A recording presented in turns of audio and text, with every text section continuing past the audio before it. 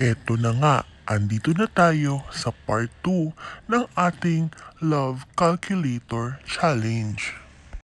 Kung kahapon ay 86% compatible sina Caprice Cayetano at Hit Hornales, ngayon naman ay tignan natin kung gaano nga ba ka-compatible sina Caprice Cayetano at Inigo Jose.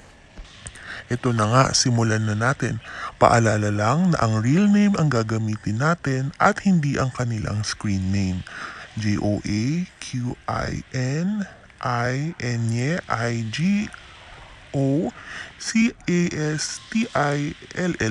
Joaquin Inigo Castillo.